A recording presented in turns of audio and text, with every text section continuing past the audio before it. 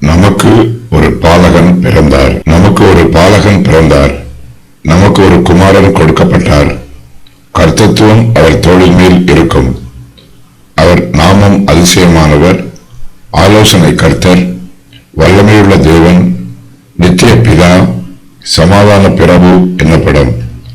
தாவீதின் சிங்காசனத்தையும் அவருடைய ராஜ்யத்தையும் அவர் திடப்படுத்தி அதை இது முதற்கொண்டு என்றென்றைக்கும் நியாயத்தினாலும் நீதியினாலும் நிலைப்படுத்தும்படிக்கு அவருடைய கர்த்தத்துவத்தின் பெருக்கத்துக்கும் அதன் சமாதானத்துக்கும் முடிவில்லை.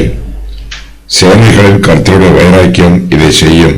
நமக்கு ஒரு பாலகன் பிறந்தார் என்று ஏசாயா தீர்க்க தரிசனமாக அறிவிக்கிறார்.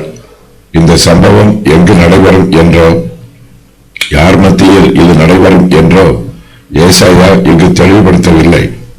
இந்த அடையாளத்தை கர்த்தர்தாமே நமக்கு கொடுப்பார் என்று ஏசாயா ஏற்கனவே முன்னறிவித்திருக்கிறார்.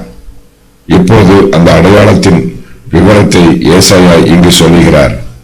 இது தீர்க்க தரிசன வாக்கியம். இந்த சம்பவம் ஏற்கனவே நடைபெற்று விட்டது போல ஏசாயா சொல்லுகிறார். நமக்கு ஒரு பாலகன் பிறந்தார் என்று இறந்த கால வினை வடிவத்தில் ஏசாயா இந்த வாக்கியத்தை அமைத்திருக்கிறார். இயேசு கிறிஸ்து இந்த உலகத்தில் மனுஷனாக அவதரிப்பதற்கு முன்பாகவே தேவனுடைய சபைக்கு மிகப்பெரிய ஆசீர்வாதம் உண்டாயிருக்கிறது. கிறிஸ்துவானவர் அடிக்கப்பட்ட ஆட்டுக்குட்டியானவர், அவரே இந்த பூமியில் மனுஷனாக அவதரித்த பாலகன். இயேசு கிறிஸ்து உலக தோற்றம் முதல் அடிக்கப்பட்ட ஆட்டுக்குட்டியாக இருக்கிறார். பழைய ஏற்பாட்டு காலத்தில் கர்த்தர் தம்முடைய இஸ்ரவேல் ஜனத்திற்கு ஏராளமான நன்மைகளை செய்திருக்கிறார். அவர்களுக்கு பலத்த கிரியைகளை நடப்பித்துக் கொடுத்திருக்கிறார். இவை எல்லாமே நித்திய வார்த்தையின் மூலமாக நடைபெற்றது. கிறிஸ்துவானவரே வார்த்தையாகவும் தேவனுக்கும் மனுஷருக்கும் நடுவே மத்தியஸ்தராகவும் இருக்கிறார். தேவனாகிய கர்த்தர் அநேக அற்புதங்களை செய்தார். அவை எல்லாவற்றையும் தமது குமாரனாகிய இயேசு கிறிஸ்துவின் மூலமாகவே செய்தார். யூதேயா தேசத்திற்கும் விசேஷமாக தாவீதின் வம்சத்தாருக்கும் சரித்திரத்தில் அநேக பேரழிவுகள் உண்டாயிற்று. தேசம் முழுவதுமாக அழிந்து போகக்கூடிய சூழ்நிலைகள் உண்டாயிற்று. ஆன போதிலும் கர்த்தர் தாவீதின் வம்சத்தாரோடு உடன்படிக்கை செய்து அவர்களை இதுவரையிலும் பாதுகாத்து வந்திருக்கிறார். தாவீதின் வம்சத்தார் தீங்குகளுக்கும் அழிவுகளுக்கும் நாசங்களுக்கும் மோசங்களுக்கும் விலக்கி பாதுகாக்கப்பட்டிருக்கிறார்கள். கல்தையருடைய பாஷையில் வேத பண்டிதர்கள் இந்த வசனத்தை வியாக்கியானம் பண்ணும்போது கிறிஸ்துவானவர் நித்தியமானவர் என்று சொல்லுகிறார்கள். அவருடைய ஆளுகை நித்திய காலமாக இருக்கும். குமாரனாகிய இயேசு கிறிஸ்து தாழ்மையில் தம்மை வெளிப்படுத்தினார். அவர் சர்வ வல்லமையுள்ள தேவன். அதே வேளையில் அவர் இந்த உலகத்தில் ஒரு குமாரனாக அவதரித்தார். தேவனாகிய இயேசு கிறிஸ்து தம்மை முற்றிலுமாய் வெறுமையாக்கி தாழ்த்தி மனுஷ ரூபம் எடுத்திருக்கிறார். நம்மை உயர்த்த வேண்டும் என்பதற்காக அவர் தாழ்மையை தெரிந்து கொண்டார். நம்மை நிரப்ப வேண்டும் என்பதற்காக அவர் தம்மை வெறுமையாக்கினார். கிறிஸ்துவானவர் நம் மத்தியிலே பிறந்திருக்கிறார். வார்த்தையானவர் மாம்சமாகி நம் மத்தியிலே வாசம் பண்ணுகிறார். கர்த்தத்துவம் அவருடைய தோளின் மேல் இருக்கும். கனமும் மகிமையும் அதிகாரமும் வல்லமையும் அவருக்கு கொடுக்கப்படும். அப்படிப்பட்ட சர்வ வல்லமை உள்ளவர் நம்முடைய சிநேகிதராய் இருக்கிறார். இது நமக்கு கிடைத்திருக்கிற மிகப்பெரிய சிலாக்கியம். அவர் நாமம் அதிசயமானவர், ஆலோசனை கர்த்தா என்று சொல்லப்படும். அவருடைய நாமம் வல்லமையுள்ள தேவன், நித்திய பிதா, சமாதான பிரபு என்றும் சொல்லப்படும். கர்த்தருடைய பிள்ளைகள் இயேசு கிறிஸ்துவின் இந்த நாமங்களை அங்கீகரித்து அவரை ஆராதனை செய்வார்கள். அவர் தேவனாகவும் மனுஷனாகவும் இருக்கிறார். அவர் அதிசயமானவர். அவர் ஆலோசனை கர்த்தா. நித்திய காலமாக தேவனுடைய ஆலோசனைகளின் மத்தியில் அவர் கூடவே இருந்தவர். அவருக்கு தேவனுடைய சிந்தையும் ஆலோசனையும் நன்றாய் தெரியும். ஆலோசனை கர்த்தராகிய தேவன் தம்முடைய பிள்ளைகளாகிய நமக்கு தெய்வீக ஆலோசனைகளை சொல்லுகிறார். அவர் பிதாவின் ஞானமாக இருக்கிறார். அவரே சர்வ ஞானம் உள்ளவர். அவரிடத்தில் ஞானமும் இருக்கிறது, வல்லமையும் இருக்கிறது. அவரே மனுக்குலத்தை முற்றும் முடிய ரட்சிக்க வல்லவர். அவர் நம் எல்லோருக்கும் நித்திய பிதா. நித்திய காலமாய் அவரே நம்முடைய பிதாவாய் இருக்கிறவர். கிறிஸ்துவானவர் பிதாவோடு ஒன்றாய் இருக்கிறார். பிதாவும் குமாரனாகிய கிறிஸ்துவும் தேவனாகவே இருக்கிறார்கள். இயேசு கிறிஸ்து நித்திய காலமாய் தேவனாய் இருக்கிறார். கிறிஸ்துவானவரே நித்திய ஜீவனுக்கு ஆதாரமாய் இருக்கிறவர். அவரே மனுக்குலத்திற்கு சந்தோஷத்தையும் சமாதானத்தையும் தாராளமாய் கொடுக்கிறவர். அதனால் அவருடைய பெயர் சமாதான பிரபு என்னப்படும். இயேசு கிறிஸ்து தாவீதின் சிங்காசனத்தையும் அவருடைய ராஜ்யத்தையும் திடப்படுத்துவார். கிறிஸ்துவானவரே கர்த்தாதி கர்த்தாவாகவும் ராஜாதி ராஜாவாகவும் இருக்கிறார். ராஜா தம்முடைய ராஜ்யங்களை பாதுகாக்கிறார். தம்முடைய ஜனங்களுக்கு கட்டளை கொடுக்கிறார். தம்முடைய ஜனங்கள் மத்தியிலும் தேசத்திலும் சமாதானத்தை உண்டு பண்ணுகிறார். கிறிஸ்துவே நம்முடைய சமாதானம். அவருடைய சிங்காசனம் எல்லா சிங்காசனங்களுக்கும் மேலாயிருக்கிறது. கர்த்தத்துவம் அவருடைய தோளின் மேல் இருக்கிறது. கர்த்தத்துவம் கிறிஸ்தின் தோளின் மீது மாத்திரம் இருக்கிறதே அல்லாமல் வேறு யார் மீதும் இல்லை. கிறிஸ்துவுக்கு ராஜா என்ற முத்திரை கொடுக்கப்பட்டிருக்கிறது.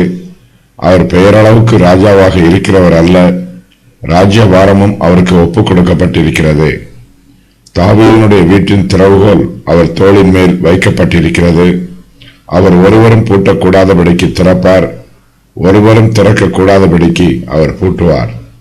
ராஜ்யத்தின் பாரத்தையும் அவர் சுமப்பார். கிறிஸ்துவின் ராஜ்யத்தை குறித்த மகிமையான காரியங்களை ஏசாயா தீர்க்க தரிசனமாய் சொல்லுகிறார். கிறிஸ்துவின் ராஜ்யம் விருத்தி அடையும், அது வளர்ந்து பெருகும், அவருடைய சிங்காசனம் திடப்படும், அது நிலைப்படுத்தப்படும். அவருடைய கர்த்தத்துவத்தின் பெருக்கத்திற்கும் அதன் சமாதானத்திற்கும் முடிவு இருக்காது. கிறிஸ்துவின் ராஜ்யம் பலுகி பெருகும். இந்த பிரபஞ்சத்தில் கிறிஸ்துவின் ராஜ்யம் மேலும் மேலும் பிரகாசமாயிருக்கும். கிறிஸ்துவின் ராஜ்யம் சமாதானம் நிரம்பிய ராஜ்யம். கிறிஸ்துவே சமாதான பிரபுவாக இருக்கிறார். அவருடைய ராஜ்யத்தில் கிறிஸ்துவின் சுபாவமாகிய சமாதானம் நிரம்பி இருக்கும். அவர் தம்முடைய ஜனங்களை அன்பினால் ஆளுகை செய்வார். அவருடைய ராஜ்யத்தில் தேவ சமாதானத்திற்கு முடிவு இருக்காது.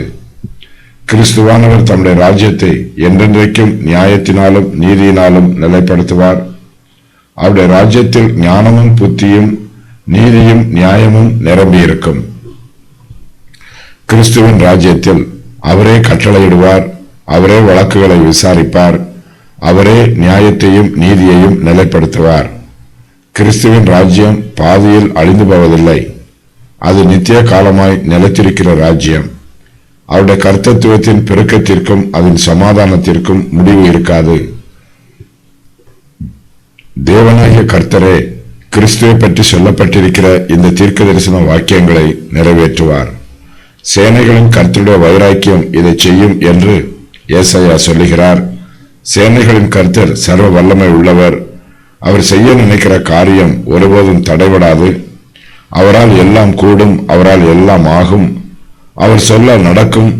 சேனைகளின் கர்த்தருடைய கரங்களில் சர்வ வல்லமை இருக்கிறது. சர்வ சிருஷ்டிகளும் அவருடைய ஆளுகைக்கு கீழ்ப்படிந்திருக்கிறது. அப்படிப்பட்ட சேனைகளின் கர்த்தருடைய வைராக்கியம் கிறிஸ்துவை பற்றி சொல்லப்பட்டிருக்கிற இந்த காரியங்கள் எல்லாவற்றையும் செய்யும். இஸ்ரவேல் தேசம் ஆவிக்குரிய இருளில் இருந்தபோது ஏசாயா தீர்க்கதரிசி இந்த தரிசனத்தை காண்கிறார். மனாசேயும் எப்பிராமும் ஒருவரை ஒருவர் பட்சிக்கிறார்கள். சகோதரர் ஒருவரை ஒருவர் தப்பவிடாமல் அழிக்கிறார்கள். இவர்கள் இருவருமே யூதாவின் மீது யுத்தம் பண்ணுவார்கள். இந்த நிகழ்ச்சி எப்ராஹிமின் ராஜாவாகிய பெக்காவின் காலத்தில் நிறைவேறிற்று. இவன் ஆகாசை தோற்கடித்து 1,20,000 யூதா கோத்திரத்தாரை ஒரே நாளில் கொன்று 2,00,000 யூதா கோத்திரத்தாரை சிறைப்பிடித்துச் சென்றான். ஏசாயாவில் பாலகன் என்னும் வார்த்தையின் பயன்பாடு வாலிபனும் முதிர்ந்த வயது உள்ளவனும், ஏசாயாவின் முதலாவது குமாரன், ஏசாயாவின் இரண்டாவது குமாரன், பாலகனாகிய மேசியா, எண்ணி எழுதும் சிறு பிள்ளை, 1000 வருஷ அரசாட்சியில் சிறு பையன், 1000 வருஷ அரசாட்சியில் பால் குடிக்கும் குழந்தை, 1000 வருஷ அரசாட்சியில் பால் மறந்த பிள்ளை, 1000 வருஷ அரசாட்சியில் 100 வயது சென்ற மரிக்கிற வாலிபன், கற்ப வேதனை வருமுன் பிறந்த ஆண் பிள்ளை. கர்த்தர் ஒரு குமாரத்தியை கொடுக்காமல் ஒரு குமாரனை கொடுத்திருக்கிறார். மனுஷனுக்கு ஆளுகை செய்யும் பொறுப்பு கொடுக்கப்பட்டிருக்கிறது. ஜாதியை மீட்பதற்கு ஒரு மனுஷன் தேவைப்படுகிறான். மீட்பில் மனுஷனும் ஸ்திரீயும் பங்கு வகிக்கிறார்கள். மீட்பர் ஸ்திரீயின் வித்தாக பிறந்திருக்கிறார். தேவனுடைய தீர்க்க தரிசனத்தின் பிரகாரமாகவும் தேவனுடைய நீதியின் பிரகாரமாகவும் ஒரு கன்னிகை கற்பவதியாகி மேசியாவை பெறுகிறாள்.